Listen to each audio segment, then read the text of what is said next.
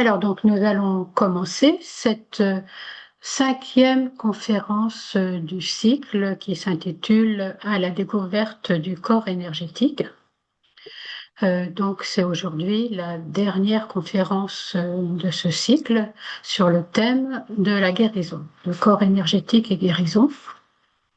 Alors, nous avons déjà largement parlé de la description du corps éthérique. Nous avons largement décrit le corps éthérique dans la première conférence. Ce corps de lumière, je pense que c'était l'intitulé de la conférence. Nous avons aussi une deuxième conférence sur le thème assez compliqué des transferts d'énergie entre centres. C'est un thème assez compliqué, mais qui est primordial pour comprendre ce qui se passe dans le corps éthérique.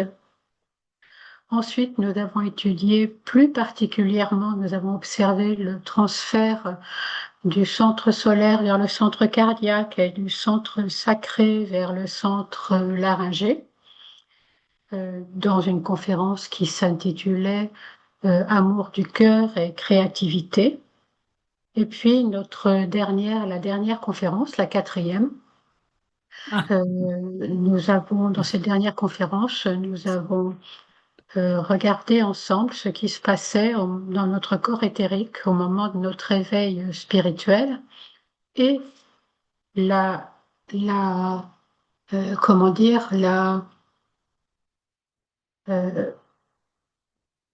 ce qui se passait dans notre corps éthérique et les conséquences aussi dans notre corps physique. Alors aujourd'hui, le thème de cette conférence, c'est de questionner en quoi l'existence du corps éthérique... Attends, Marianne, est-ce que tu as nommé Guy comme utilisateur, comme co-hôte? Je ne sais pas pourquoi. Ah, Alors, je ne peux plus couper le son des personnes.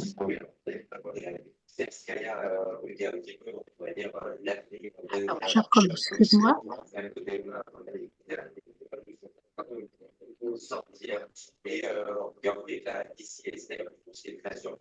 Ah.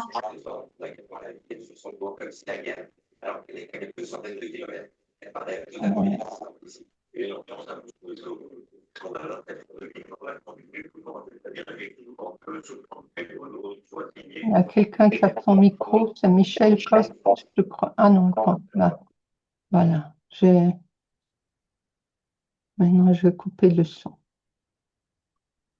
Ok, ça marche Ouais, là? ça marche là. Maintenant. Effectivement, j'avais mis par erreur Guy Côte. Pardon. Bon.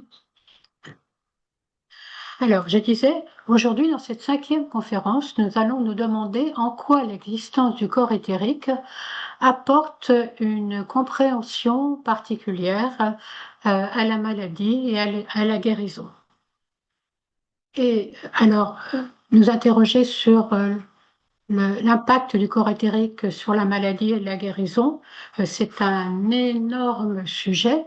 Et bien sûr, nous allons ici le restreindre à la maladie et la guérison de l'être humain.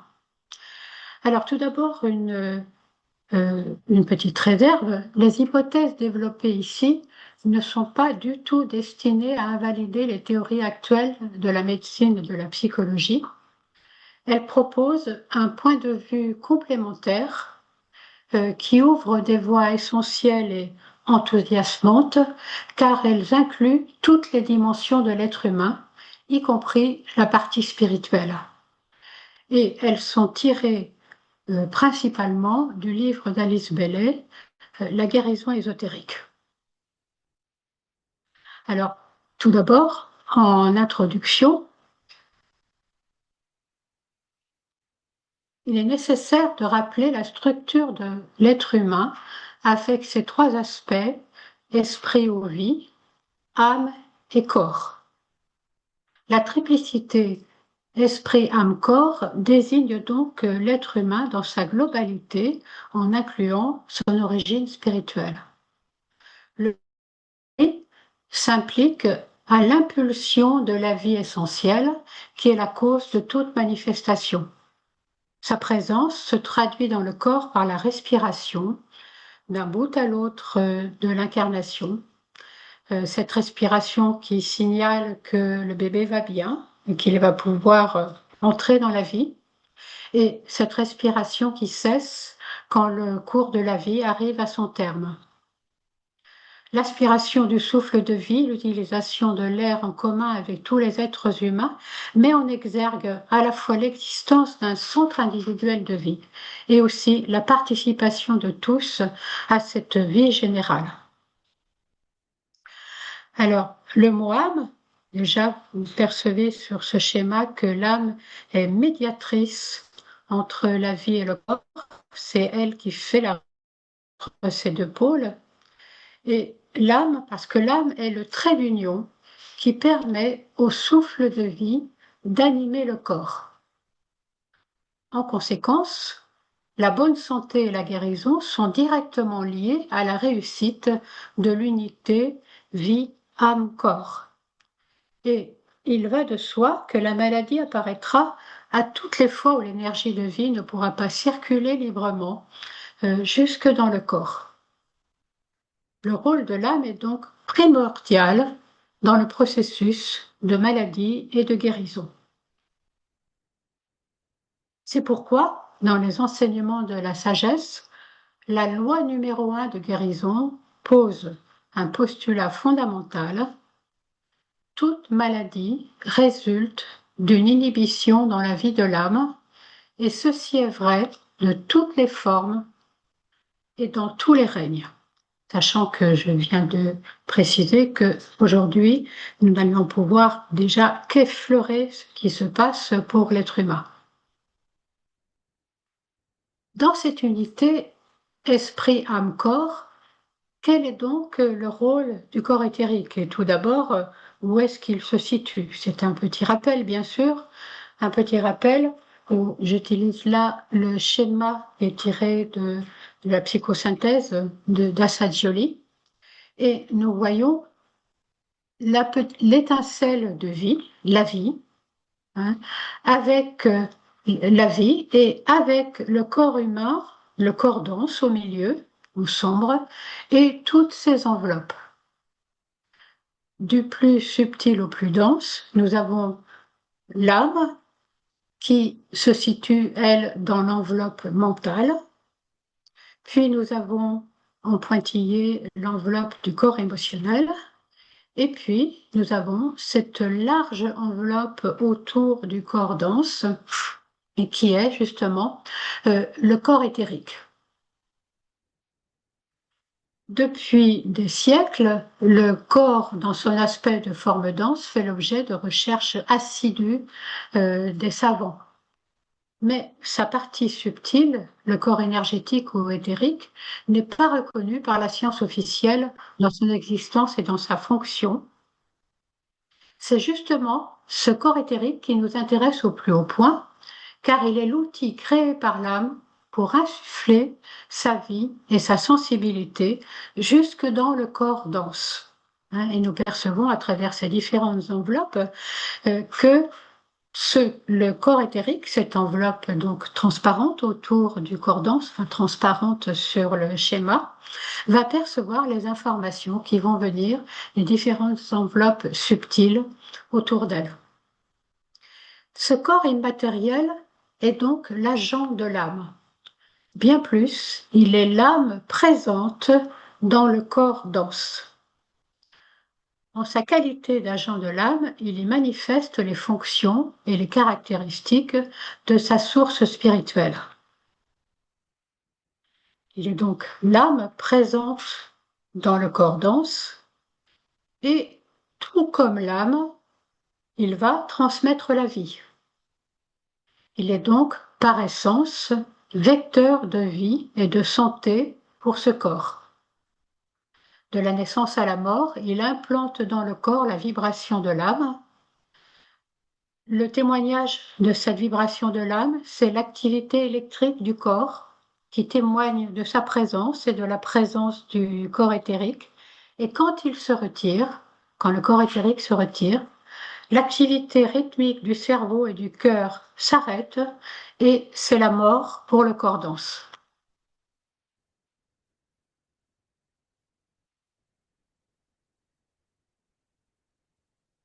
Tout comme l'âme, le corps éthérique est aussi le vecteur de la conscience et il sert le dessin évolutif. Il transmet au corps dense l'information qui émane des plans subtils que nous avons vus, émotionnel, mental, âme, vie, et il pousse sans cesse à évoluer vers une unité de plus en plus accomplie. Et tout comme l'âme, il est énergie de cohésion par son réseau de nadis qui tapisse tout le corps dense, transmettant la vie et la conscience émanant de l'âme. C'est pourquoi la sagesse immémoriale nous dit que tant que l'existence de ce réseau vivant subtil ne sera pas prise en compte, la question de la maladie et de la guérison échappera aux chercheurs.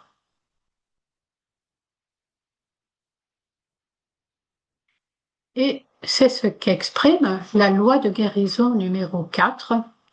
Cette loi numéro 4 nous dit « Les maladies, tant physiques que psychologiques, ont leurs racines dans le beau, le bien et le vrai. Elles ne sont qu'un reflet déformé des possibilités divines. » Donc le bien, le beau, le vrai, c'est ce qui anime l'âme et c'est ce que nous avons à manifester. Si bien que quand nous ne manifestons qu'un reflet déformé et parfois très déformé du bien, du beau et du vrai, eh bien nous donnons prise à la maladie. Et cette loi complète en disant l'âme contrecarrée qui recherche la pleine expression de quelques caractéristiques divines ou réalités spirituelles intérieures, provoque un point de friction dans la substance de ces gaines et les yeux de la personnalité se focalisent sur ce point, ce qui mène à la maladie. Donc, quand l'âme est contrecarrée, elle provoque un point de friction dans la substance de ces gaines.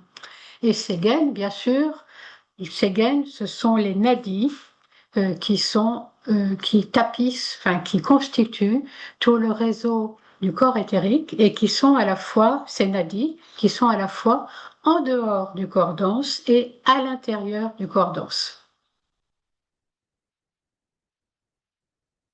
Donc, pour comprendre le processus de la maladie, une fonction du corps éthérique est essentielle. Il s'agit de retenir que le corps éthérique est vecteur de conscience dans le corps dense. Avec tout ce que nous venons de dire, comment maintenant comprendre les causes de la maladie? Alors, j'ai fait un schéma qui, j'espère, va être lisible. Alors, pour les causes de la maladie, nous avons des causes extérieures et puis le vide à gauche de la diapo, ça va être la cause intérieure. Et donc, nous allons essayer d'opposer et surtout d'articuler la cause extérieure de la maladie et la cause intérieure de la maladie. Dans cette cause extérieure, la cause extérieure, c'est celle qui est reconnue par la médecine, habituellement par la médecine. On y trouve les prédispositions physiques héréditaires, on y trouve la faiblesse physique héréditaire ou contractée pendant l'incarnation. On y retrouve aussi des causes environnementales, comme un environnement malsain ou un stress important. Et tout cela provoque des symptômes physiques auxquels la médecine va essayer de trouver, dont la médecine va essayer de trouver l'origine. Et donc, qu'est-ce qui est observé par la médecine dans le corps dense, ou qu'est-ce que nous voyons dans le corps dense comme cause extérieure?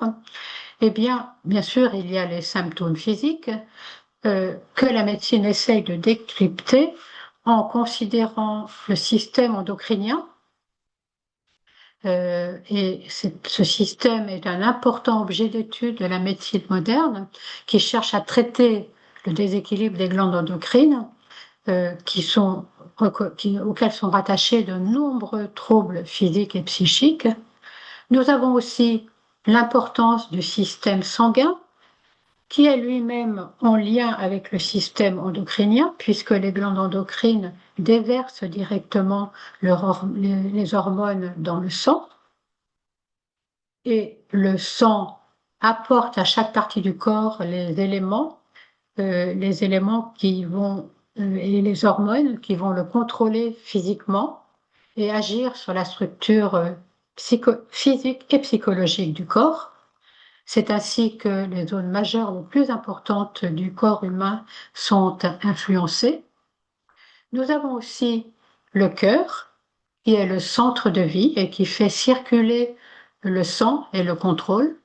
Et puis nous avons également l'importance du système nerveux qui fait circuler les informations du cerveau et de la moelle épinière vers tout le corps et inversement.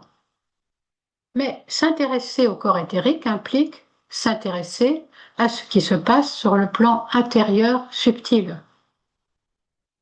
Et donc, sur le plan subtil, nous retrouvons la source, l'âme, la conscience, avec les différents corps, avec les valeurs de l'âme qui imprègnent le psychisme. Et puis, nous avons bien sûr le corps éthérique, dont je rappelle brièvement la constitution.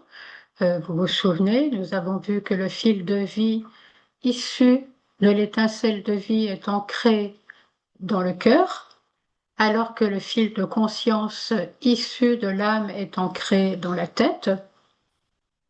Nous avons ces deux fils qui constituent tout le réseau des nadis, et les nadis se rassemblent dans les centres. Et là, nous avons le lien avec le cordance, parce que nous savons que à chaque centre correspond une glande endocrine particulière, et donc le centre transmet sa vibration ou transmet l'information à la glande endocrine qui fabrique l'hormone et laquelle hormone est envoyée dans le courant sanguin, etc. Donc, nous voyons que le système endocrinien est l'extériorisation des centres et simultanément, cette information qui vient des plans intérieurs, donc informe les glandes endocrines et informe aussi les nadis qui impressionnent le système nerveux. C'est ainsi l'ensemble du corps qui reçoit les informations provenant de ces niveaux subtils. À noter d'ailleurs que de ce point de vue, les glandes ne sont pas responsables de l'état intérieur psychique et spirituel de l'être, elles en sont plutôt la conséquence. Et donc, nous voyons combien le corps éthérique est l'agent transmetteur des énergies intérieures vers le corps, vers le plan extérieur, c'est-à-dire le corps dense. En résumé, le corps éthérique nous amène à prendre en compte la cause spirituelle et psychique des maladies. Il est l'agent transmetteur des énergies intérieures vers le plan extérieur, c'est ce que je viens de vous dire, et il est en fait le chaînon manquant, en tout cas manquant à la science dans sa vision actuelle trop matérialiste, pour expliquer le lien, chaînon manquant pour expliquer le lien entre la conscience et le corps dense. Et sa reconnaissance ouvrira de larges perspectives pour une compréhension rigoureuse et féconde du psychosomatique, puisque là nous avons le lien entre l'énergie spirituelle, les énergies qui nous travaillent sur le plan, qui travaillent nos différents corps et donc qui travaillent notre psychisme, et le lien avec le corps dense. Donc sa compréhension rigoureuse va nous permettre de comprendre d'une façon féconde tout le domaine de la psychosomatique qui est déjà perçu largement intuitivement par nombre de praticiens. La science occidentale s'intéresse aux glandes endocrines, surtout pour leur impact sur leur activité physiologique du corps, mais elle explore peu l'impact psychique et bien plus, elle ignore l'existence des centres. Pourtant, et pourtant, le rapprochement, un rapprochement entre la vision occidentale et la vision orientale des centres nous incite à avancer. Et parce que le corps éthérique nous permet, là encore, de théoriser ce lien entre le psychologique et le physiologique. Si nous regardons ce schéma, de rapprochement entre la vision occidentale des glandes et la vision orientale des centres. Alors, c'est un schéma partiel, hein, qui est issu d'un tableau où sont représentés les 7 centres et l'approche occidentale des 7 glandes endocrines avec l'approche orientale des 7 centres, des 7 grands centres. Ce schéma est issu du son bleu numéro 40 intitulé Orient-Occident et paru en juillet 2022. Alors, rapidement, si nous regardons euh, le, la glande du thymus, nous savons que dans l'approche orientale, cette glande est celle qui correspond au centre cardiaque. Cette glande, elle sécrète la thymuline et la prolactine. Elle est influente sur le rythme, sur l'immunité, sur la régulation vasculaire. Et elle est en rapport avec le sens des responsabilités. Et elle se situe dans le thorax, au-dessus du cœur. Et c'est justement ce que nous dit l'approche orientale des centres, qui nous dit, oui, le centre cardiaque est bien situé dans la région du cœur, et il influence le système circulatoire, le sang, le nerf vague, et il est en rapport avec la force vitale, avec la conscience de groupe, avec la responsabilité de groupe. Vous voyez que si nous rapprochons ces deux connaissances, une large perspective s'ouvre à nous, hein, pour mieux comprendre ce lien entre le psychologique et le physiologique et surtout mieux comprendre le lien entre les glandes et les centres, ce que la science actuelle ne fait pas. De la même façon, si nous regardons la glande thyroïde, elle est la glande endocrine qui est affectée au centre laryngé. Elle sécrète la thyroxine, elle contrôle le métabolisme, la complexité de la pensée, la faculté d'apprendre. Elle se situe dans la gorge près du larynx. Là où, bien sûr, se situe aussi le centre laryngé, qui contrôle la gorge, l'appareil respiratoire, et qui est influent dans l'énergie créatrice, le travail créateur et la conscience de soi. Donc, là encore, en rapprochant ces deux grandes sciences, la science des glandes et la science des centres, c'est vraiment une invitation qui est faite pour mieux théoriser ce lien entre le psychologique et le physiologique et rapprocher les glandes et les centres, ce qui va être le travail qui est à faire par la science matérialiste actuelle.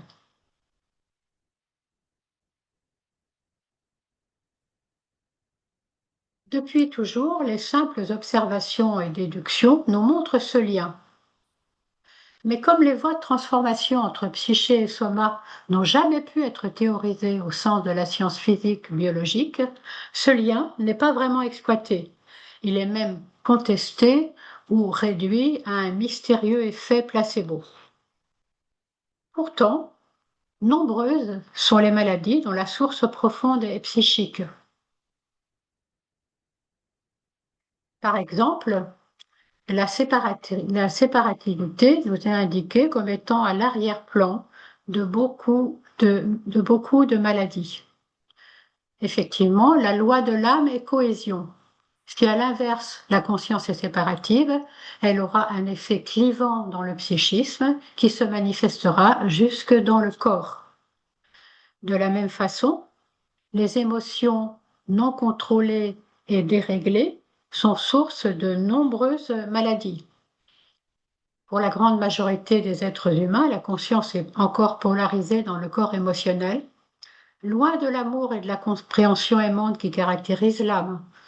En conséquence, l'agitation émotionnelle, la peur, la colère, les soucis intenses font affluer un courant d'énergie émotionnelle dans le centre solaire et à travers lui. Ce centre est alors galvanisé. Le centre solaire est, je ne sais pas si vous vous souvenez, c'est le centre qui est spécialisé justement dans la gestion de l'énergie émotionnelle. Donc ce centre est galvanisé et provoque de profondes perturbations dans la zone corporelle qui se situe autour de lui, c'est-à-dire l'estomac, le pancréas, le conduit biliaire, la vessie et d'autres organes encore.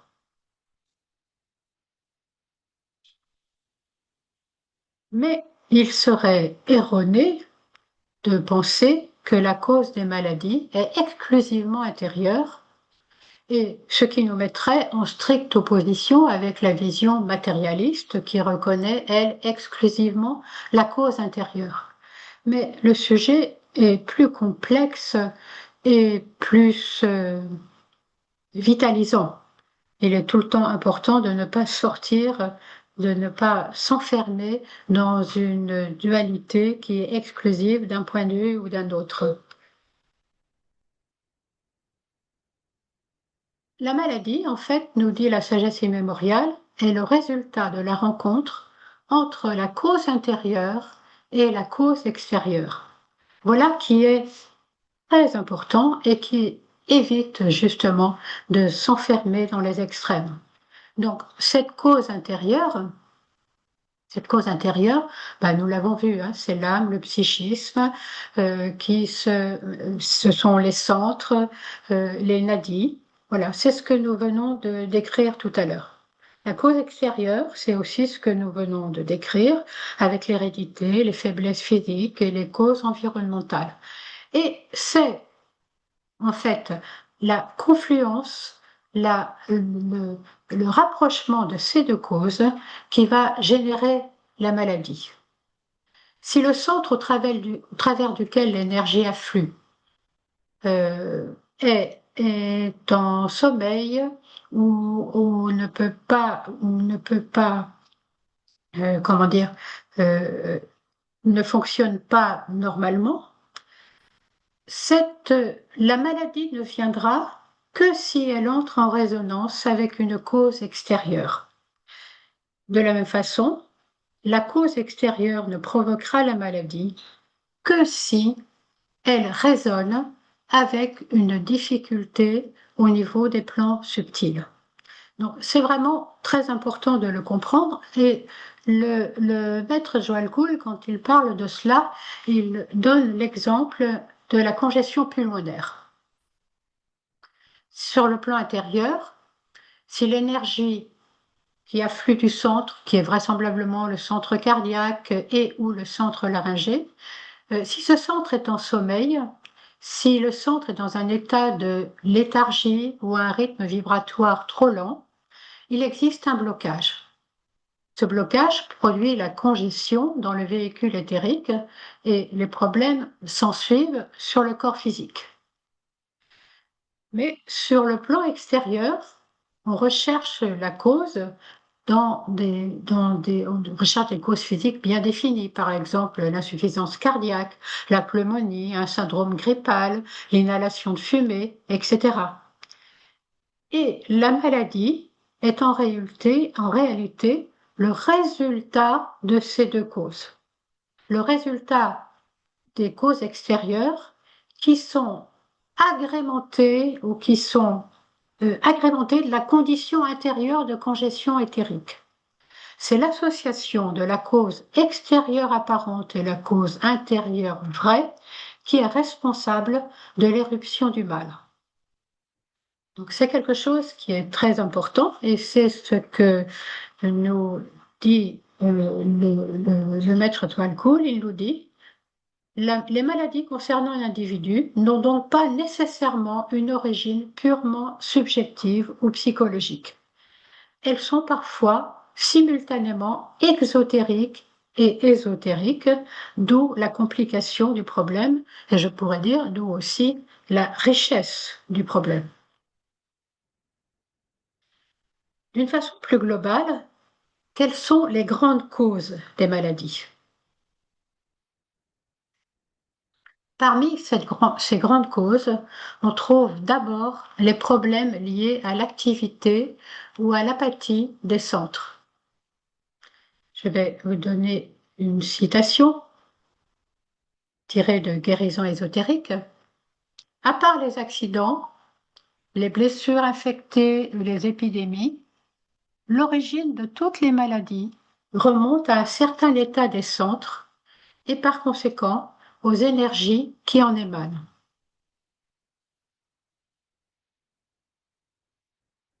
Leur flux, le flux, le flux d'énergie qui viennent des centres peut être déchaîné ou hyperactif et mal dirigé. Il peut être aussi insuffisant ou totalement absent. Il peut être aussi retenu au lieu d'être employé et transmué dans un centre d'énergie correspondant et supérieur. Nous allons revenir sur tous ces éléments. Nous avons vu que les processus d'ouverture et de coordination des centres est progressif, car il est corrélé au déploiement de la conscience. En conséquence, si les centres sont éveillés et réceptifs, ils attirent l'énergie qui afflue du corps où la conscience est focalisée, et l'appareil physique peut réagir aux forces qui le traversent. Au contraire, si les centres sont assoupis, et donc les centres ne peuvent traiter cette énergie, d'où la congestion, et ils ne peuvent transmettre que peu de force, et l'inertie du corps éthérique entraînera l'apathie et le manque de vitalité du corps dense.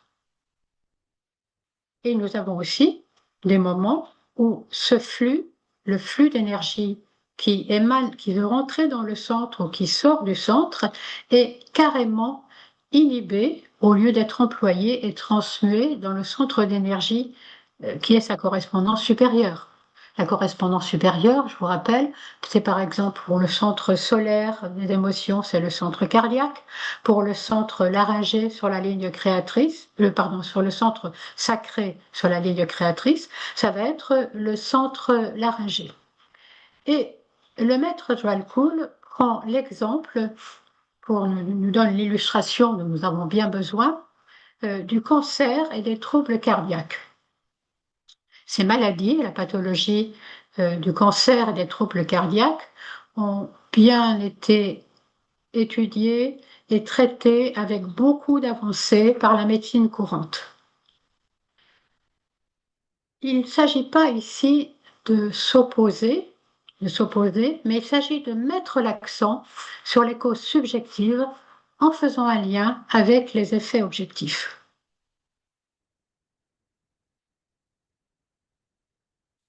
Prenons d'abord le cancer. On nous dit que le cancer est une maladie reliée d'une façon absolument nette au centre.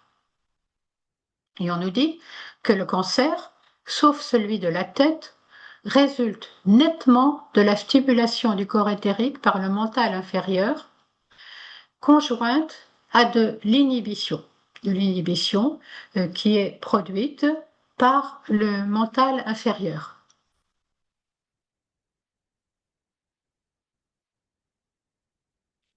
Et ainsi, on observe que le centre régissant la région où se trouve le cancer est hyperactif, avec pour conséquence, s'il est hyperactif, un afflux accru d'énergie dans la zone corporelle correspondante.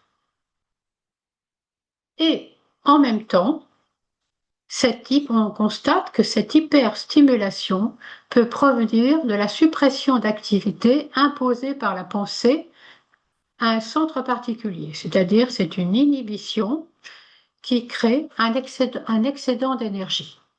Alors là encore, nous avons bien besoin d'un exemple, et c'est ce à quoi s'est employé le maître Dwalkul. Il nous donne l'exemple des cancers liés au centre sacré. Et donc le cancer lié au centre sacré et donc aux organes génitaux, il nous dit, il a souvent pour origine une interdiction et une inhibition de la vie sexuelle et de toute pensée le concernant.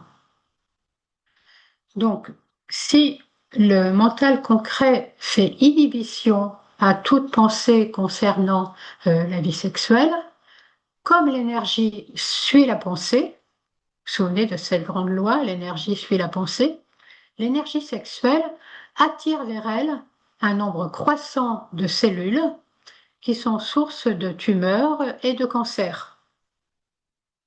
Alors que le transfert normal aurait été de transmuer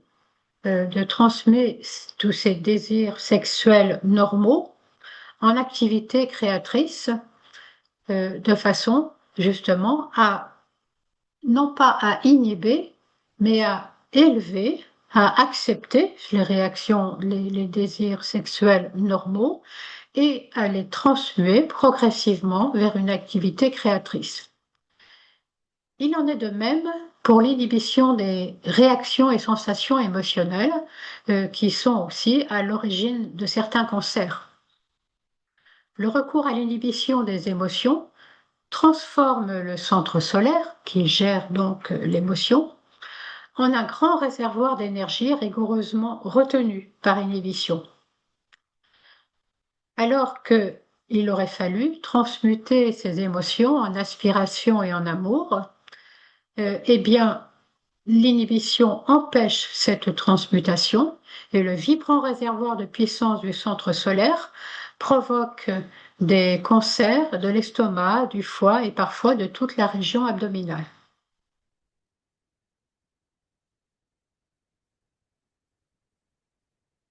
Un autre exemple donné par le maître Dwalkul concerne les maladies du cœur. Elles sont également une maladie majeure qui provient de la stimulation, d'une trop grande stimulation. Donc ce n'est plus là de l'inhibition, mais plutôt une trop grande stimulation. C'est une maladie majeure et on nous dit qu'elle sera de plus en plus fréquente au fur et à mesure où l'évolution, où l'humanité va évoluer. Alors, d'où viennent ces maladies? De l'intérêt trop exclusif aux affaires, aux responsabilités, euh, au commandement, ce qui provoque une concentration excessive d'énergie sur le centre cardiaque, qui, vous le savez, est le centre qui s'éveille avec justement le sens des responsabilités. Et c'est également le cas pour les disciples qui ne sont pas automatiquement préoccupés de réussir dans les affaires, mais dont le centre cardiaque s'ouvre, provoquant une tension excessive, là encore une tension excessive sur le cœur physique. Donc nous voyons là que cette stimulation qui provoque des maladies est en fait liée à l'évolution de l'être humain.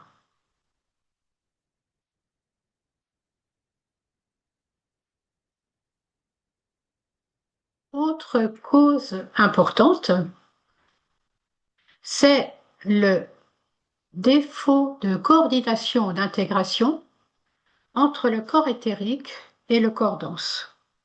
Alors, un défaut de coordination et d'intégration entre corps éthérique et corps dense, ce qui veut dire que le réseau des nadis qui interpénètre le corps dense, ce réseau est lâche.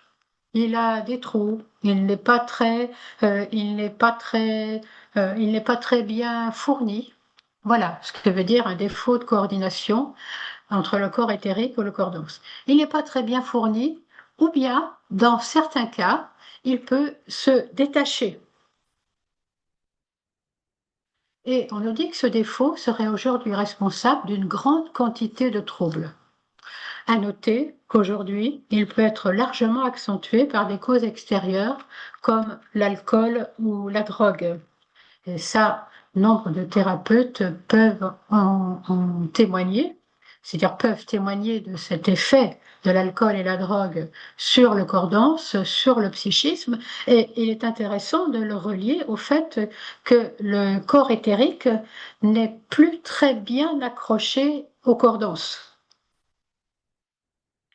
Ce défaut de coordination peut être général ou limité à certaines zones du corps physique.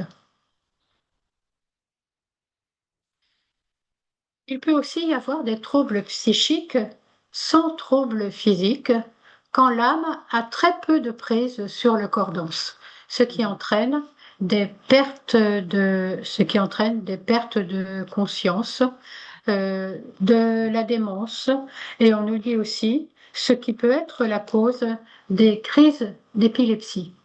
Ah, d'accord.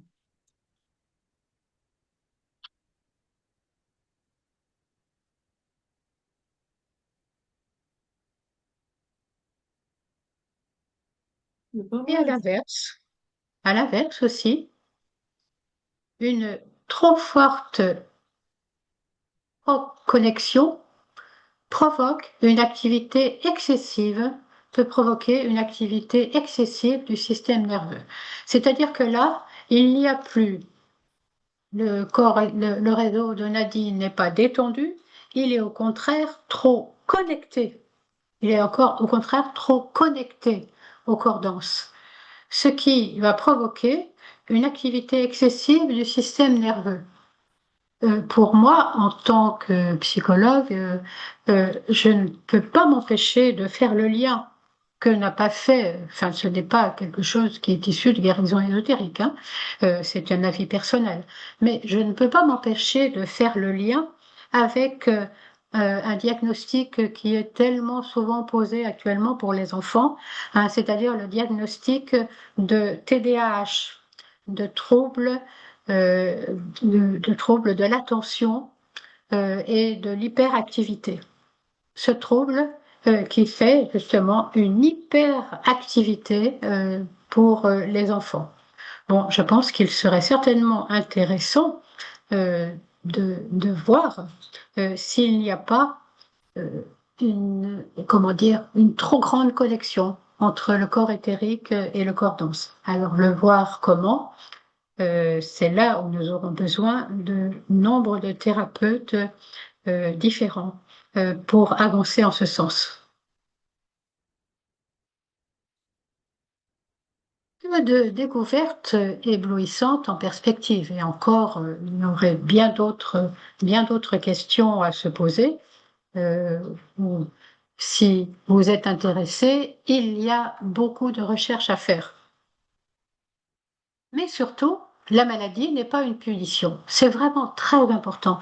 Il est vraiment très important d'arrêter cette idée de si je suis malade, c'est que j'ai fait des choses pas bien et que je suis puni. La maladie n'est pas une punition. La maladie, elle est évolution. Et c'est hyper important, je veux bien repasser 3 fois la diapositive s'il faut, mais c'est très important, c'est vraiment très important de le noter.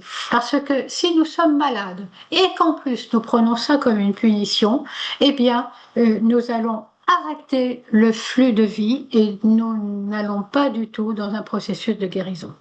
Donc, ce n'est pas une punition, inutile de culpabiliser, mais plutôt de s'intéresser à ce qui se passe et en quoi cette maladie nous incite à évoluer.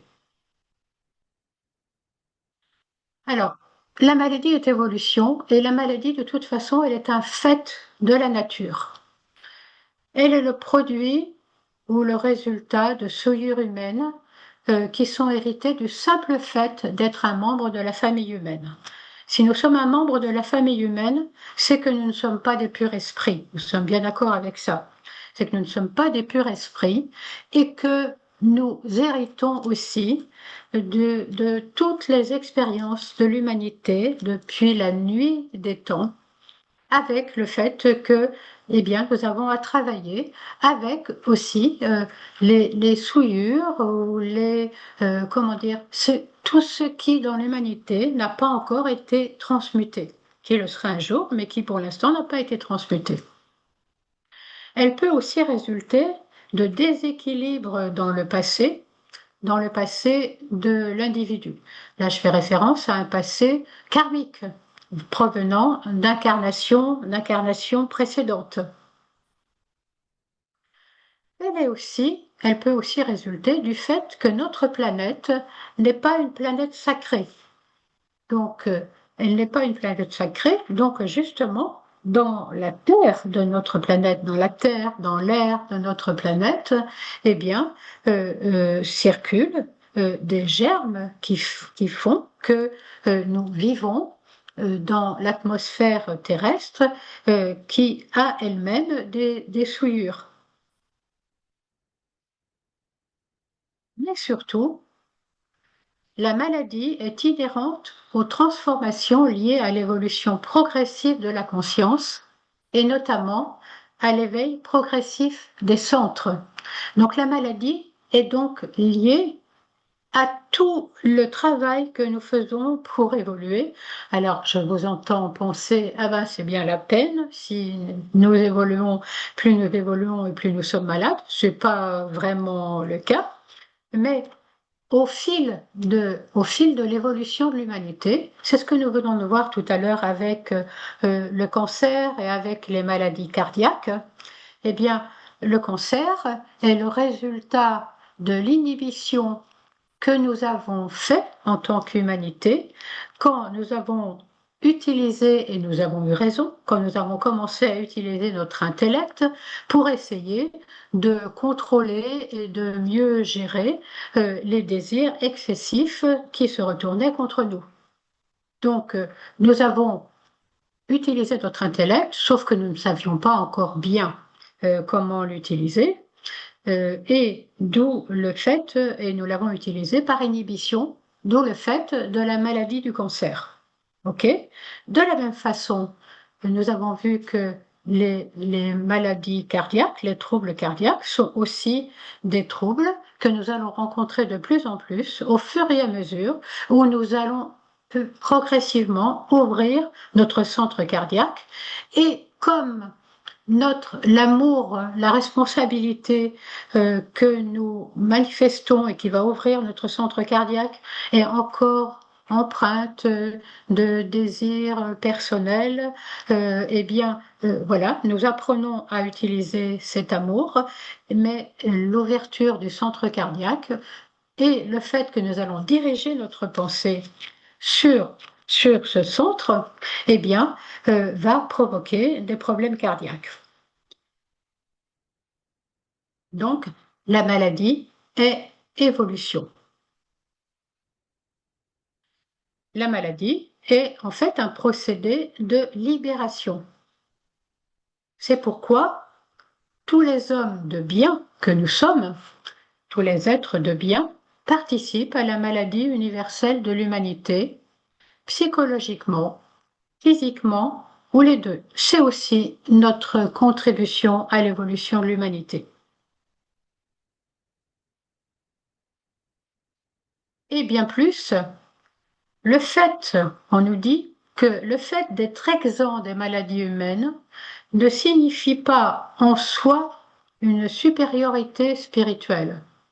Il peut au contraire simplement dénoter ce qu'un des maîtres a appelé les profondeurs de l'égoïsme spirituel et de la satisfaction de soi qui, bien sûr, temporairement empêche toute évolution.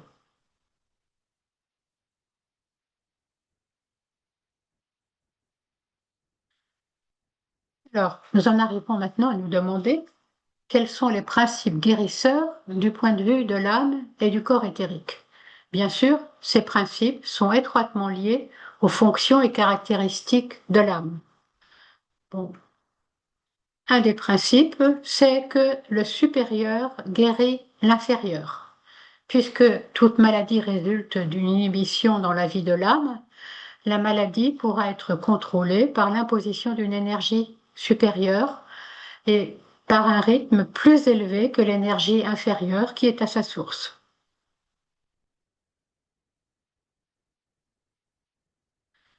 Le corps éthérique est aussi énergie de cohésion et d'unité. La médecine actuelle a poussé trop loin la spécialisation au détriment de l'unité. Mais les approches actuelles, qualifiées de globales, intégratives ou holistiques, vont dans ce sens de l'unité. Et donc sont tout à fait conformes aux principes guérisseurs du point de vue de l'âme. Nous avons aussi à être pour la vie et non contre la maladie. Qu'est-ce que ça veut dire? Être contre la maladie alimente l'énergie de séparativité qui est propre à la matière et qui fait obstacle à l'énergie de cohésion de l'âme. Selon la loi déjà citée, l'énergie suit la pensée, l'antagonisme à la maladie risque donc très fort de renforcer la maladie puisque l'énergie suit la pensée.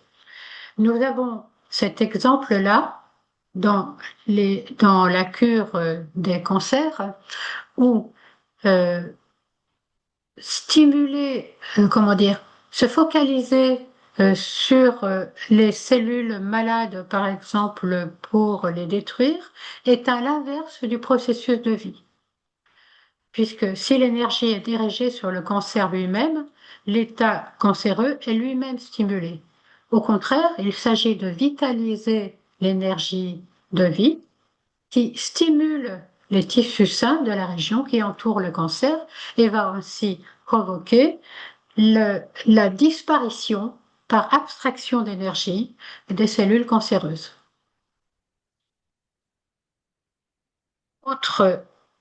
Autre principe guérisseur fondamental, l'énergie doit circuler. L'énergie doit circuler, c'est un principe de guérison. Elle doit être mise en œuvre. Toute stagnation entraîne un blocage et une maladie. C'est pourquoi l'activité créatrice et la contribution au bien commun sont de précieux remèdes. Donc, ce qui veut dire, surtout, ne pas culpabiliser, comme je le disais tout à l'heure, parce que la culpabilité crée une inhibition et une stagnation, mais voir aller dans l'activité au service du bien commun, voir ce que nous pouvons faire autour de nous. Ne pas culpabiliser, mais transmuter, voilà la recette. Il n'est pas toujours facile à appliquer. Donc, dans tout cela, il ne s'agit pas de nier en bloc l'intérêt de tous les médicaments allopathiques qui s'attaquent aux troubles, ni aux interventions chirurgicales, mais il s'agit d'intégrer parmi les voies de guérison celle du corps éthérique qui est de répartir la vie dans tout le corps dense, en l'adaptant avec justesse et équilibre aux besoins de son organisation complexe. Et sa prise en compte ouvre de larges perspectives.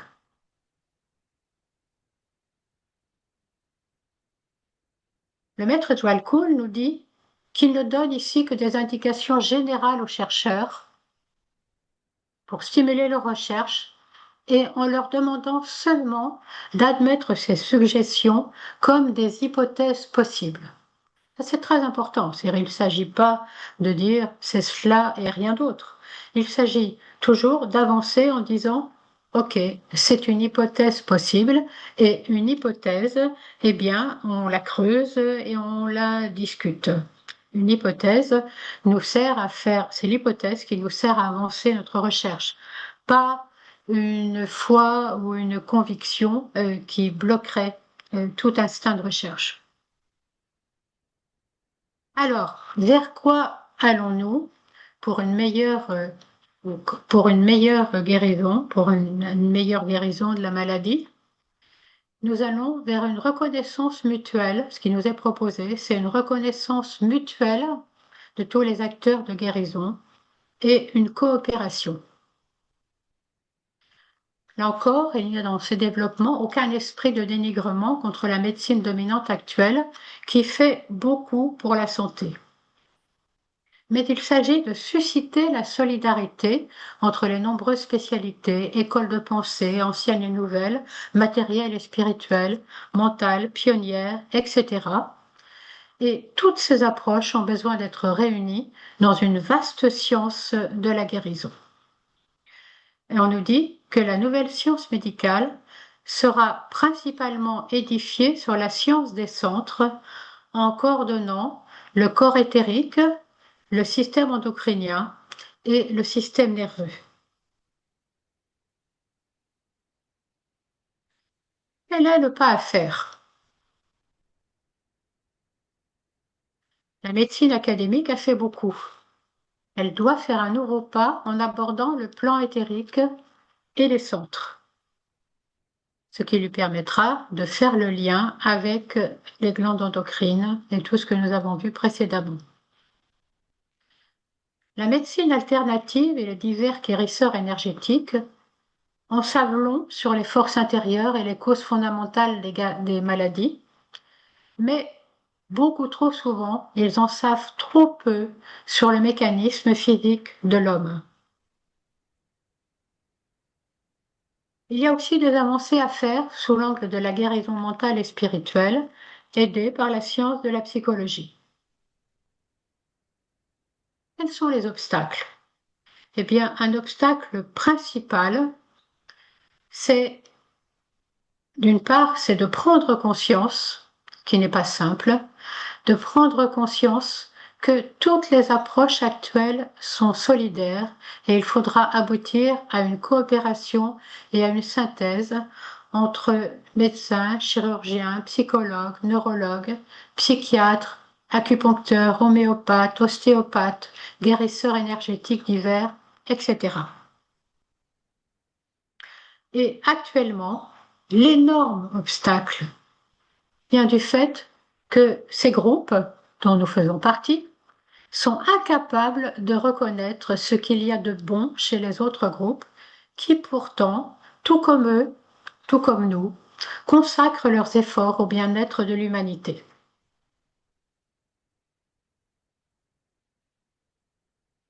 Et le maître Joël Kuhn nous parle des futures écoles de guérison en nous disant qu'une synthèse devra s'effectuer entre les différentes approches. Alors, je les énumère rapidement. Ils ont déjà été énumérés, mais voilà, c'est une longue liste qu'il faudrait certainement compléter aujourd'hui. Les ajustements et guérisons psychologiques, la guérison magnétique, les meilleures techniques allopathiques et homéopathiques, les traitements chirurgicaux, l'électrothérapie et l'hydrothérapie, la guérison par couleur et par radiation, la médecine préventive, l'ostéopathie et la chiropraxie, la psychiatrie et la neurologie scientifique, la cure des obsessions et des maladies mentales, les soins des yeux et des oreilles, la culture de la voix, les guérisons mentales et la guérison par la foi, l'harmonisation avec l'âme et le contact d'âme. Toutes ces approches devraient un jour se retrouver dans les futures écoles de guérison, mais on nous dit, la sagesse immémoriale nous dit qu'il ne faut pas s'attendre à ce que ces écoles de guérison se développent avant la fin du XXe siècle. Nous sommes au XXIe siècle et que je sache effectivement, des écoles de guérison qui rassemblent toutes ces disciplines ne sont pas encore créées. On nous dit que c'est actuellement un travail préliminaire qui s'effectue et l'on prépare le terrain pour leur futur épanouissement.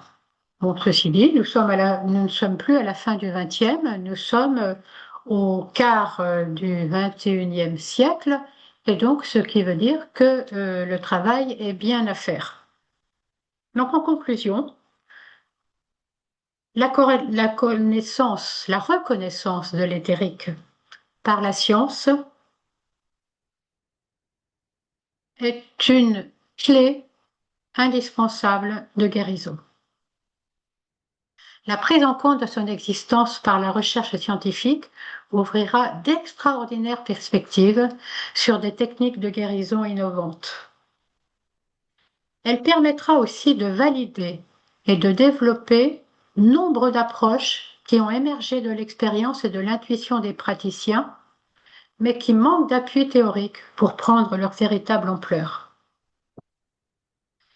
Et le travail à faire ensemble entre les différentes disciplines est soutenu par l'énergie de l'âme.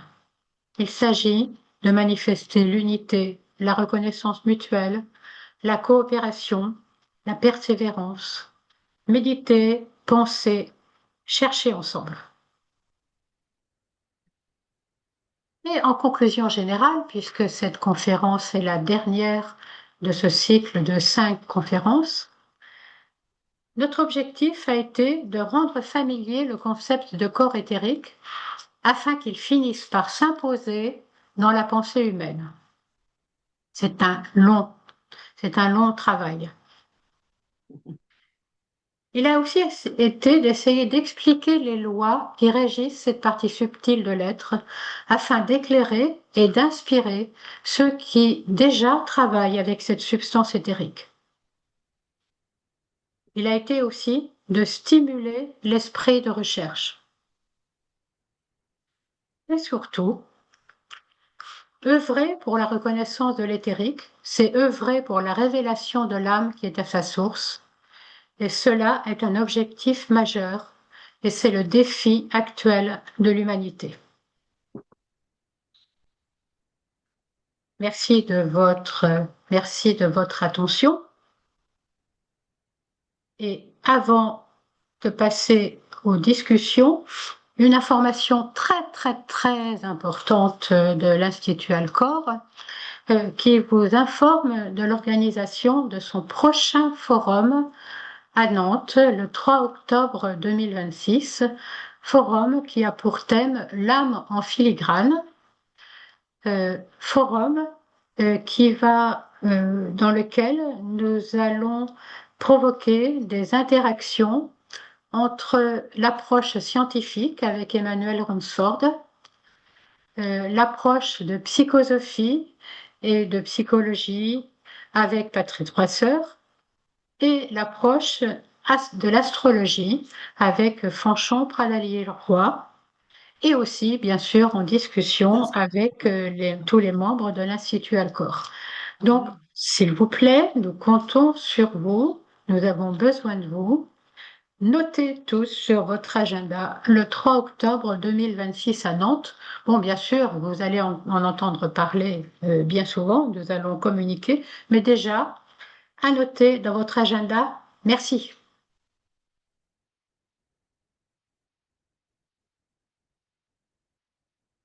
Nous y allons pour... J'arrête le partage et nous donnons place aux questions.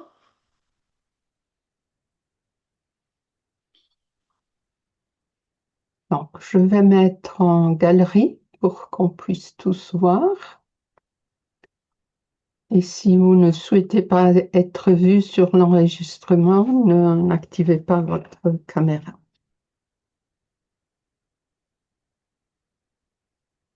Si vous voulez poser des questions, vous pouvez prendre la parole ou utiliser la petite main.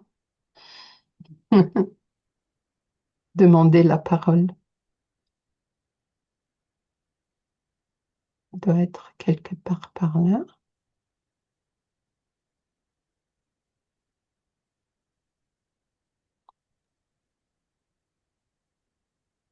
Nous vous écoutons.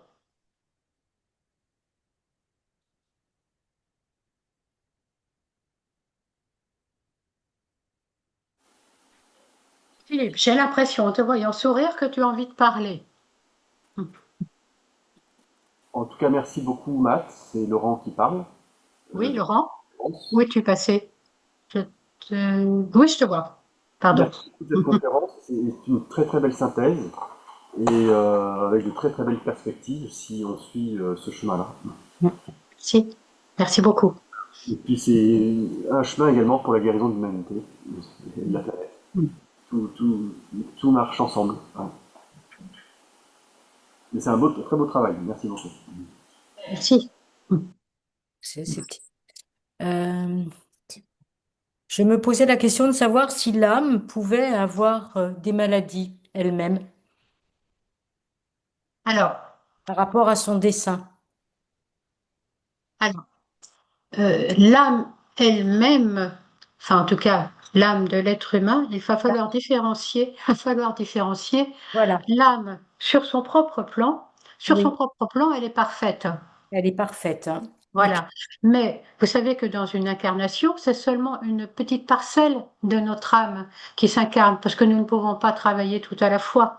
Donc c'est une petite parcelle de notre âme qui s'incarne, et cette parcelle, c'est aussi son sacrifice de venir s'enfermer dans les différents corps et s'enfermer jusque dans notre corps dense. Et en cela, c'est pour cela que la loi de guérison numéro 4 dit l'âme contrecarrée provoque une friction dans ses gaines. Voilà. Et donc, ce qui veut dire que les qualités et les valeurs de l'âme, à ce moment-là, ne sont pas manifestées d'une façon parfaite. Donc, l'être humain, en tant qu'âme, ne les manifeste pas parfaitement. Mais l'âme, sur son propre plan, elle est parfaite. et on est d'accord que le corps dense, lui, il est le récepteur, tout simplement, de ce déséquilibre et que il essaye régulièrement de rééquilibrer quelque chose, mais il fait de son mieux et c'est tout, quoi. Oui, Hein? oui, oui. Il fait de son mieux. Hein, Ouais. et il est le récepteur, notre cordance est la conséquence Oui, de il n'est tout que ce ça, qui se hein. passe sur le plan intérieur. Il est Voilà. la conséquence, mais sans oublier hein, ce sur quoi j'ai insisté, c'est-à-dire que quand il y a une maladie, il y a toujours une cause Extérieur. externe et une cause interne. Hein. Si il y a une cause interne, une cause interne, une prédisposition interne et pas de cause externe, il n'y aura pas de maladie. S'il y a une cause interne et aucune résonance avec une cause interne, il n'y aura pas de maladie. J'insiste, j'insiste très fort parce que ça nous évite véritablement de rentrer dans des oppositions dont on ne peut pas sortir et qui feraient que justement on opposerait une vision de cause externe à une vision de cause interne. Non. C'est beaucoup plus complexe que cela et ça demande vraiment à être travaillé ensemble. Mhm.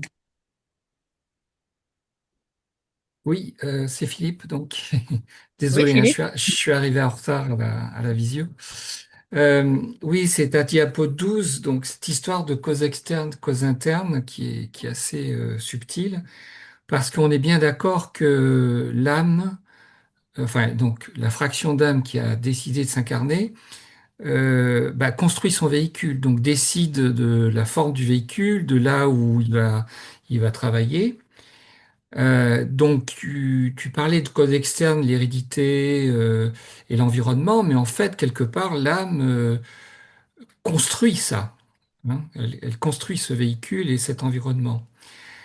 Après, pour rebondir un peu sur la question précédente, euh, effectivement, le véhicule, lui, il est un peu le représentant de l'âme, hein, si je dis pas de bêtises sur Terre, dans la manifestation, parce que l'âme, alors, pour des raisons qui m'échappent encore, mais ça viendra, a besoin d'expérimenter, et c'est pour ça qu'elle crée le monde manifesté. Et le problème, c'est qu'il y a une subtilité, c'est elle crée le véhicule, elle crée la personnalité, et elle donne à cette personnalité un degré de liberté qui fait que celle-ci peut écouter ou ne pas écouter.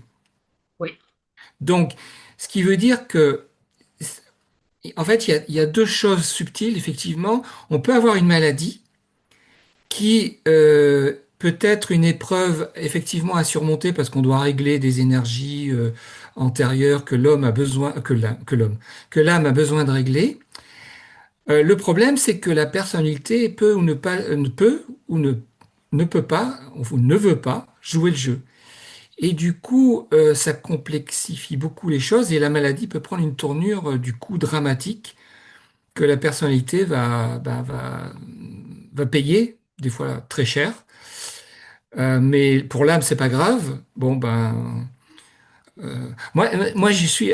Bon, dans la fin de ma carrière scientifique, j'ai été programmateur, j'ai été bioinformaticien, et souvent je pense à ça, c'est-à-dire que je faisais des programmes et puis je les lançais. Bon, ben, et le programme, ben, c'est un peu la personnalité, ça marchait pas trop bien. Donc, ben, je faisais des modifications, je recommençais, etc. Et je pense que l'âme fait un peu ça. Elle lance des programmes. Les programmes, c'est nous. C'est les petits bonshommes avec leur personnalité. Sauf que, avec une différence avec le programme, c'est que l'homme, lui, il a ce degré de liberté. Il y a ce libre arbitre qui fait que il peut coopérer ou ne pas coopérer. Et Il ce peut qui, coopérer, mais pas ou ne pas coopérer.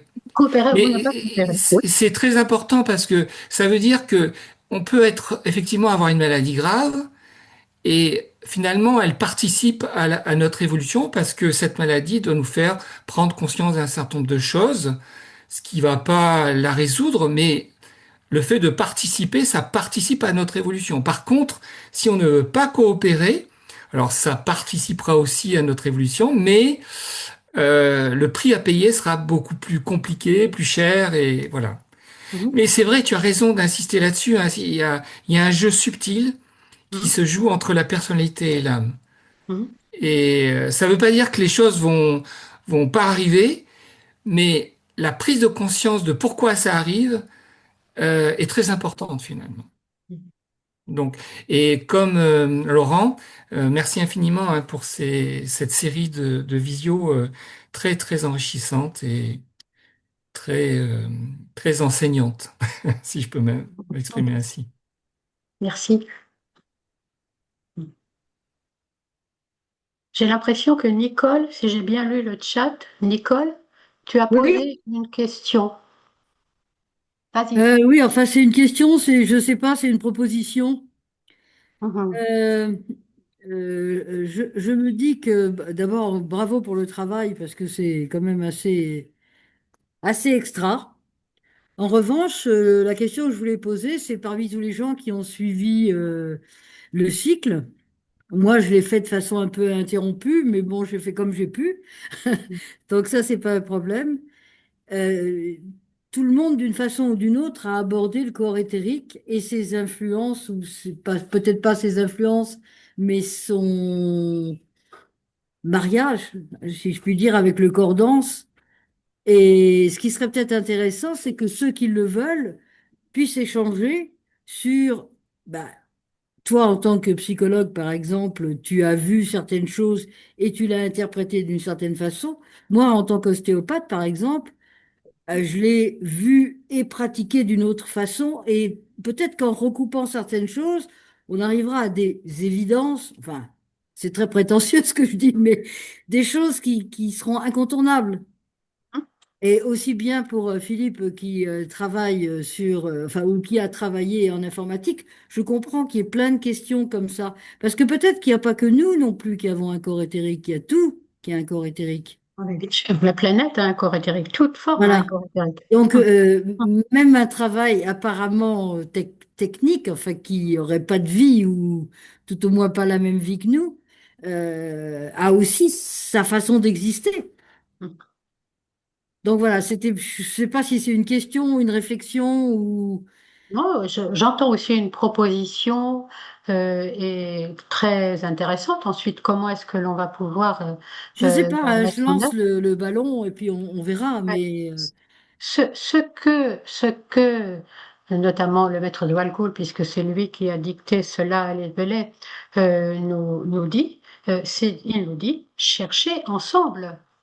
Il nous dit chercher ensemble et il nous invite à coopérer, vous avez vu, à coopérer entre les différentes techniques. Pas simplement les ostéopathes avec les non, non, ostéopathes et les non, psychologues avec les justement. psychologues.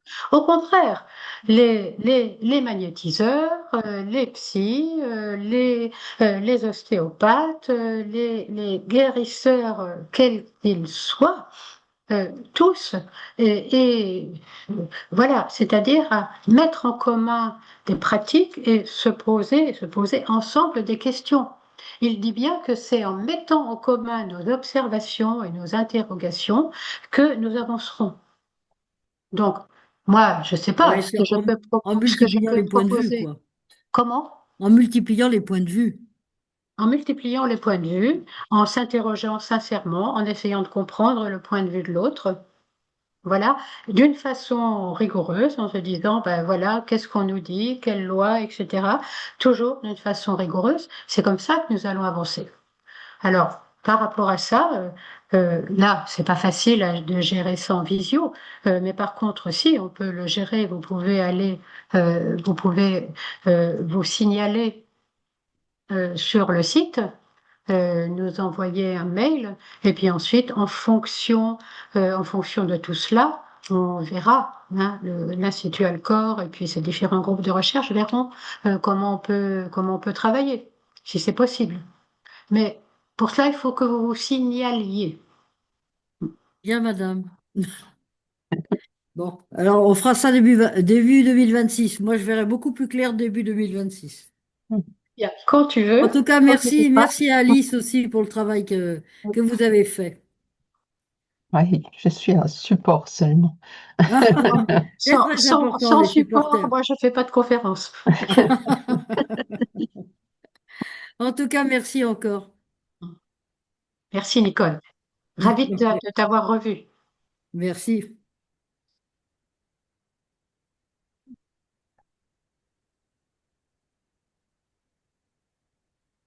Surila, tu voulais nous dire quelque chose? Oui, oui, en fait, je voulais parler de l'âme.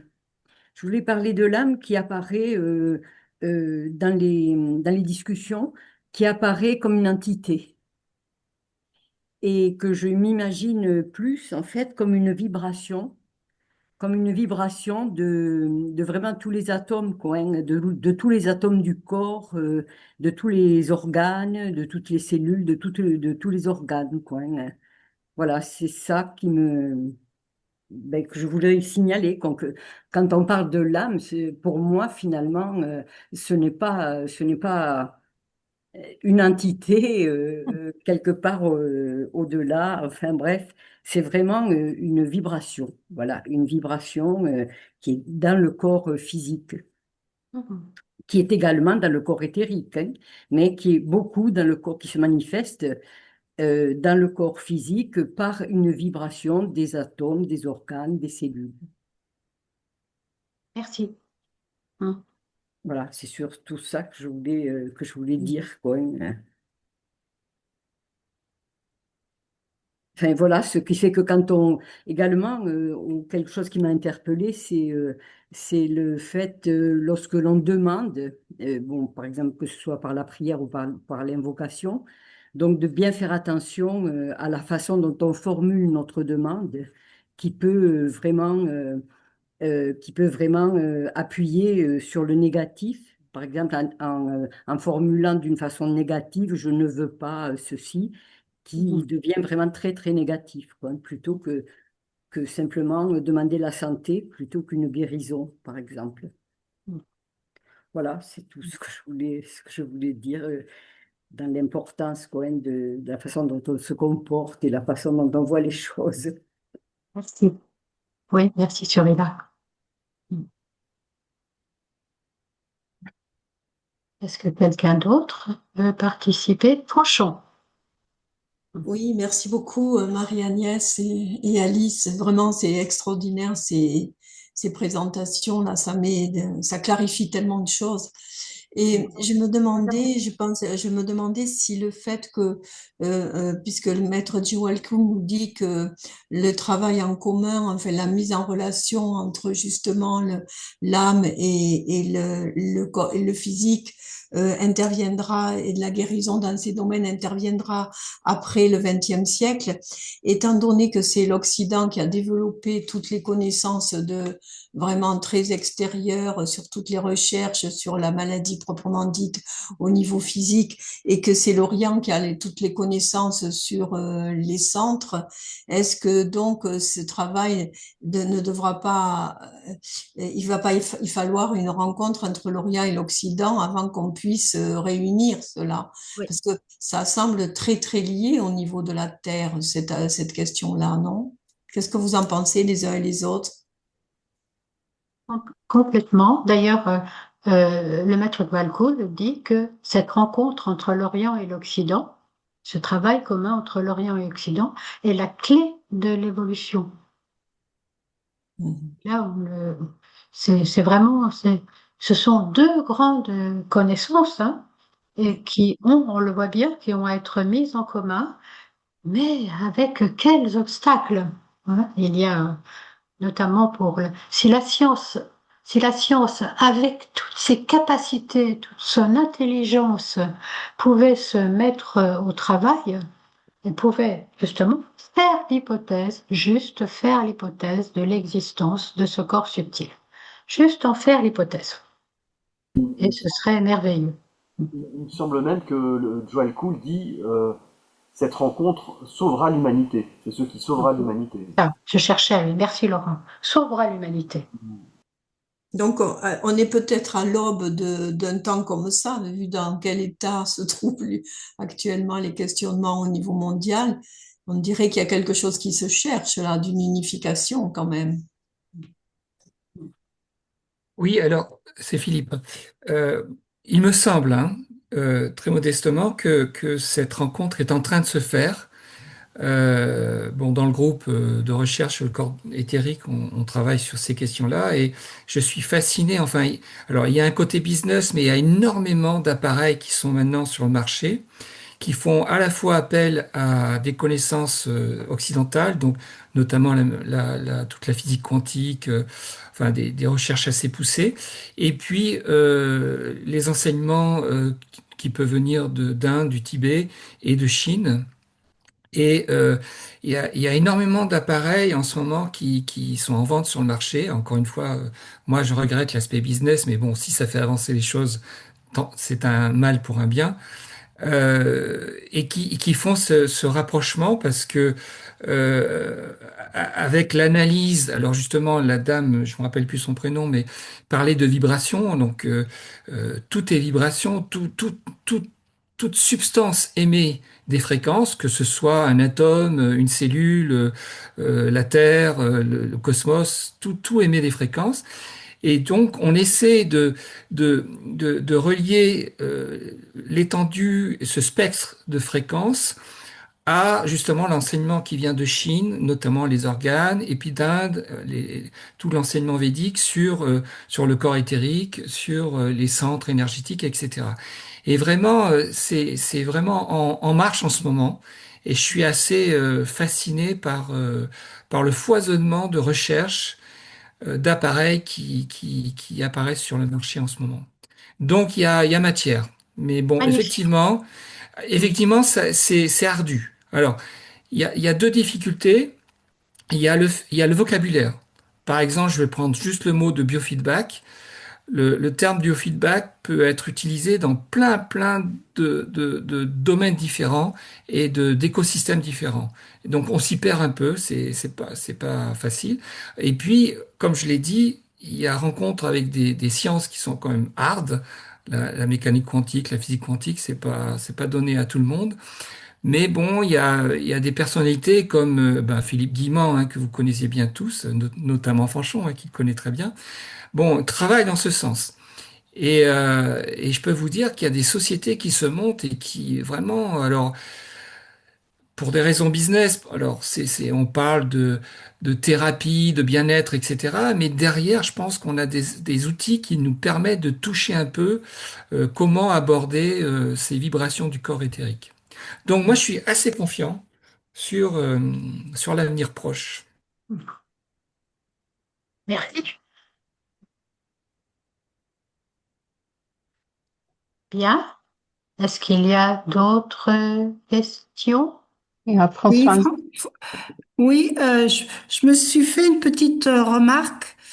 Euh, Quand on veut un corps sain et qu'on mange bio, des légumes, etc., on peut aussi le voir aussi du point de vue de l'âme. C'est-à-dire qu'il y a une coopération entre les âmes des différents règnes.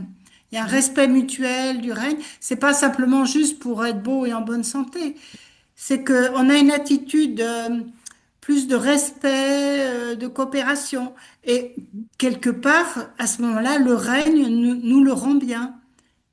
Voilà, je me suis fait un peu cette remarque sur cette coopération avec le végétal et le monde animal aussi. Merci. Oui, merci beaucoup.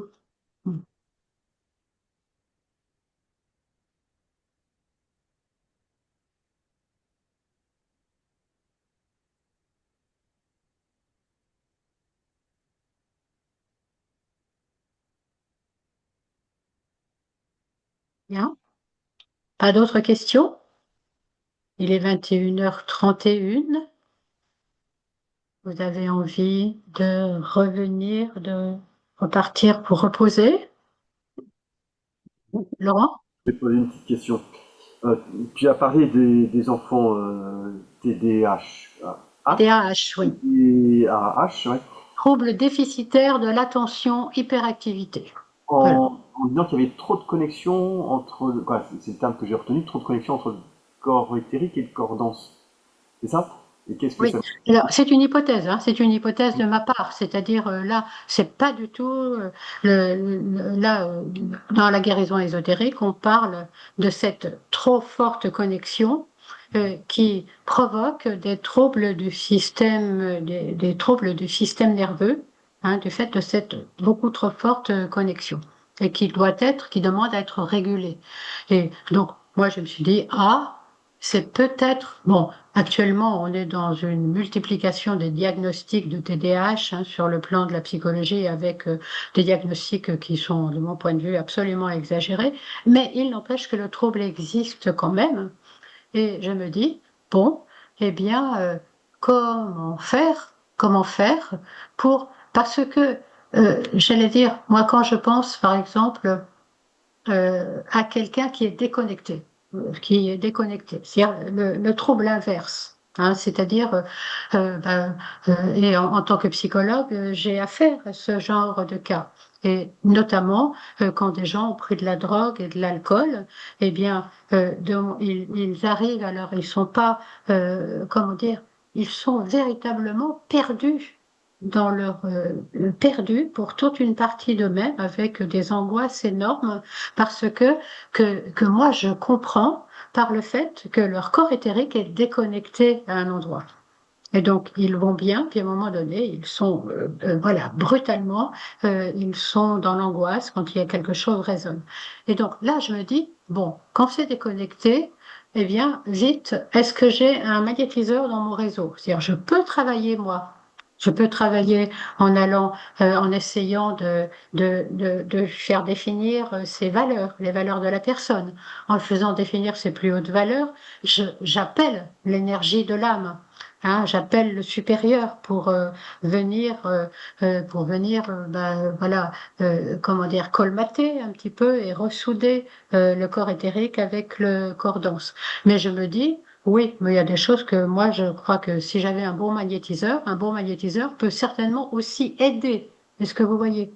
Et certainement aussi de l'homéopathie ou certainement aussi de l'ostéopathie qui peuvent venir aider là-dessus. Je pense que par rapport à ce genre de troubles, quand il y a des connexions, en tant que psychologue, ce que je peux faire n'est pas suffisant. Ça fait partie de ce que je peux faire, mais ce n'est pas suffisant. Et là, du coup, par rapport au TDAH, eh bien, par rapport à cette hyperconnexion, je n'y avais pas pensé avant de refaire ce travail pour la conférence. Je me suis dit, eh ben, est-ce que ce serait pas le cas parce que ça existe véritablement des enfants qui sont véritablement dans cette hyperactivité et qui sont comme des piles électriques. Enfin, je dirais, il faut le voir pour le comprendre. Il faut le voir pour comprendre que ça existe. C'est-à-dire qu'en fait, compte, il y a trop de connexions par rapport à ceux qui peuvent supporter. Oui, c'est ça. Ah, oui, oui.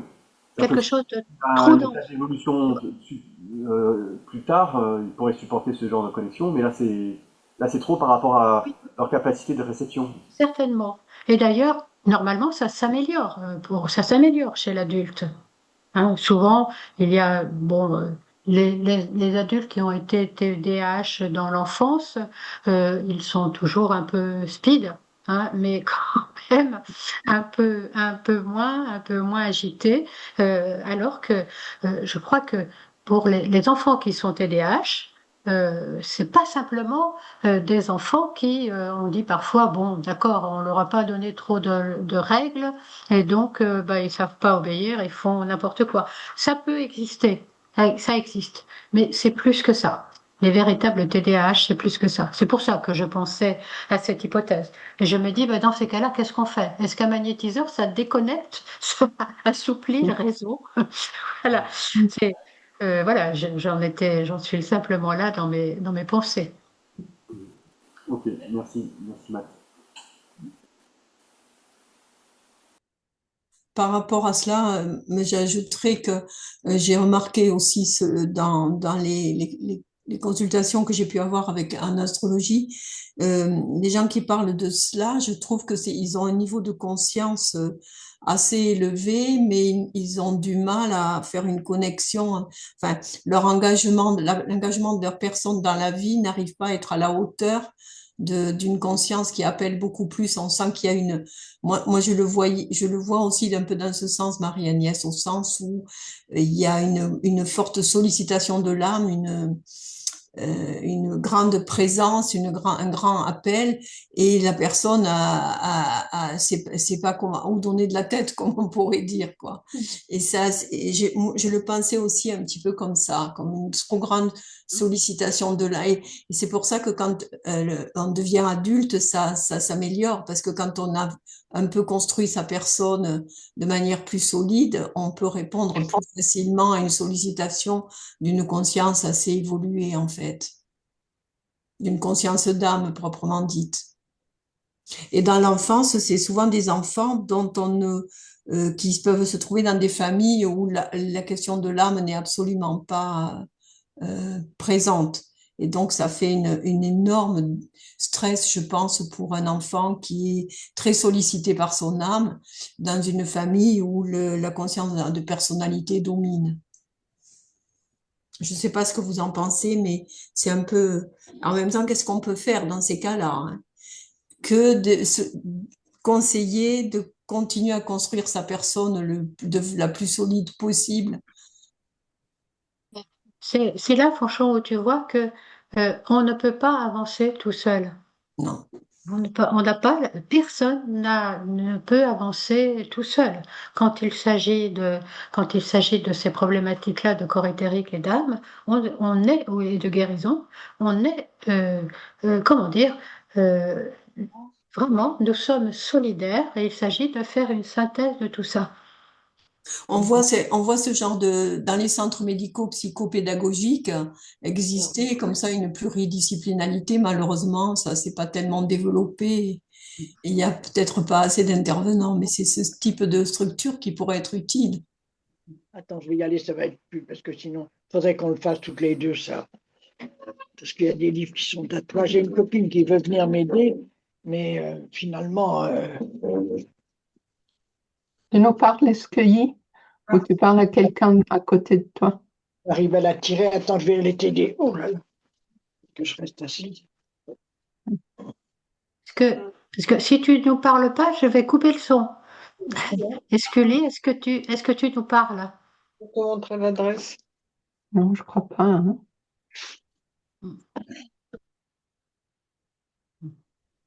Euh, Moi, je voulais parler un peu de l'approche de l'homéopathie. Mhm. L'homéopathie hahnemannienne reconnaît tous différents niveaux d'énergie depuis le psychique à l'éthérique, au physique, et ce qu'ils appellent le niveau de la volonté aussi, ce qui est le plus élevé, et qu'on ne peut et qu'on peut soigner en utilisant de très hautes dilutions, La dilution, oui. ce que je pense n'est pas autorisé en France, hein. Mm. Alors, mais j'ai entendu des témoignages d'homéopathes qui disent on peut tout à fait aider ces enfants à avoir à faire couler l'énergie d'une façon plus harmonieuse, Mm. à établir un contact moins stressant avec leur âme, avec leur énergie supérieure. Mm.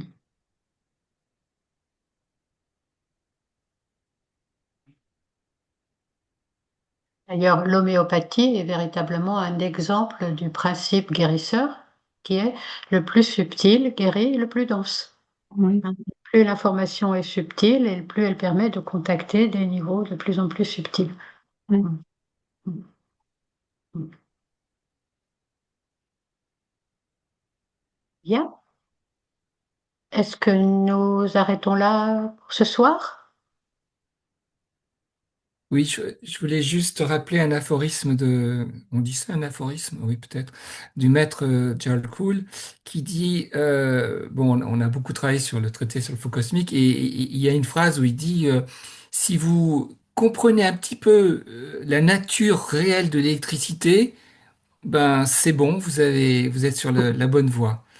Et c'est vrai que cette analogie à l'électricité est assez fascinante. Et pour rebondir sur ce que vous dites là, la discussion, bon, il est clair que si un appareil n'est pas réglé et adapté au courant électrique qui arrive sur lui, eh ben, ils font. Et, et, je- pour reprendre peut-être des solutions également, il y a des arts, comment dire, des arts martiaux. Je pense à l'aïkido. J'ai eu la chance de faire l'aïkido pendant 3 4 ans. Et je sais que le maître Aikidoka disait que finalement, on est, le corps, c'est de la plomberie. Il y a de l'eau qui circule à haute pression. Et si les tuyaux sont pas adéquats ou s'il y a des robinets qui sont trop fermés, eh ben ça casse. Et du coup, il nous disait, bah, ça crée des maladies. Alors, soit on se casse quelque chose, soit on va développer un cancer, enfin, une congestion, etc., etc. Et c'est assez fascinant parce qu'on s'aperçoit que tout ça, c'est une question de juste équilibre et que chacun de nous a son propre équilibre. Et tout le travail, c'est de trouver pour chacun sa propre mesure, sa juste mesure, qui fait que ça va bien couler et qu'on n'aura pas trop de problèmes, sauf pour rebondir à ce qu'on disait tout à l'heure avec Marie-Agnès, si l'âme a décidé qu'on doit subir enfin qu'on doit expérimenter une épreuve, bah, on pourra faire ce qu'on veut, on va y passer, quoi. Mais encore une fois, il faut y passer en conscience et les choses se passent quand même mieux. Mais voilà. Tout ça est fascinant. Enfin,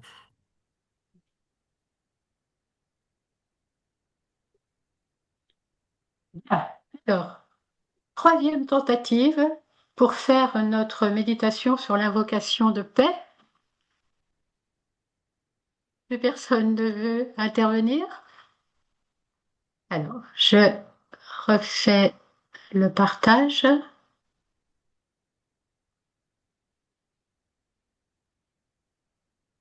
J'ai allé déjà à la dernière diapo. Je crois que j'y suis. Tu vois? Ah, ça Oui, marche là? on y est. Je coupe le son à tout le monde ou tout le monde se coupe le son? Tu me dis si le son est coupé chez moi?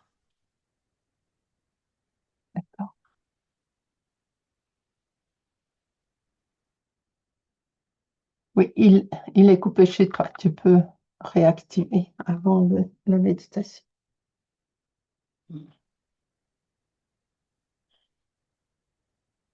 Bien. C'est bon. Donc, nous allons terminer cette soirée en nous remerciant pour tous ces partages, pour tous ces échanges d'idées, pour toutes ces pensées qui se construisent autour de l'âme, autour de la guérison.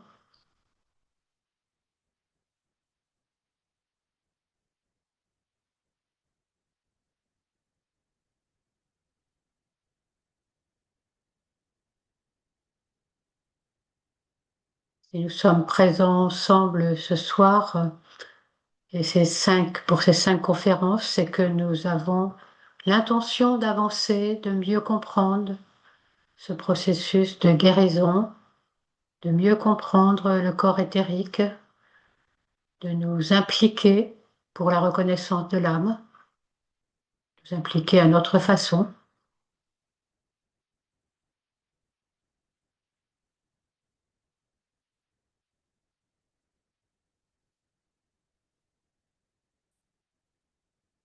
Nous remercions notre âme qui nous a accompagnés ce soir. Nous nous reconnaissons les uns les autres en tant qu'âme.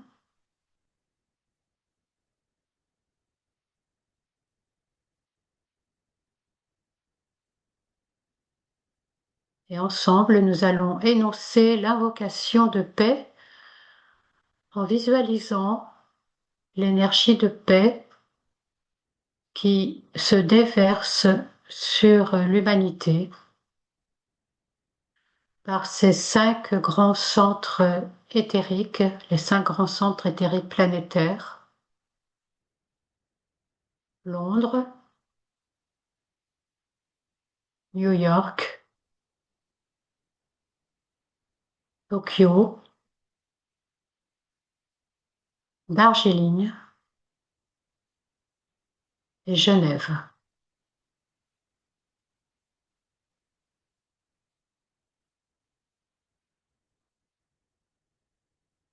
Nous visualisons l'énergie de paix qui se déverse et nous énonçons l'invocation de paix. Que les forces de lumière apportent l'illumination à l'humanité. Que l'esprit de paix se répande de tous côtés. Puissent les hommes de bonne volonté se rencontrer partout dans un esprit de coopération. Que le don de soi de la part de tous les hommes soit la note clé de notre époque. Que la puissance soutienne les efforts des grands êtres.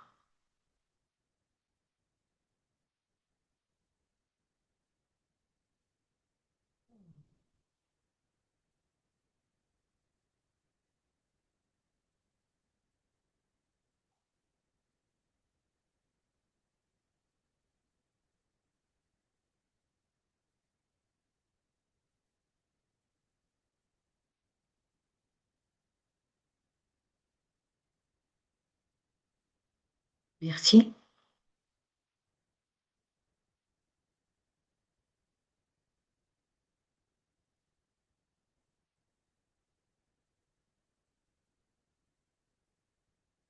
Merci. Merci à toi. Merci à toi, Marie-Agnès.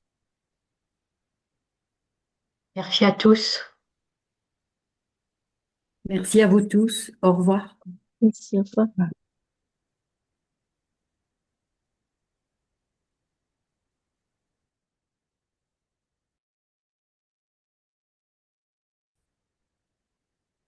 Au revoir, Matt. Merci beaucoup et Au bonne revoir soirée. Josette, au revoir Florence. Merci. Bonne soirée. Belle soirée, belle fin de soirée. Merci.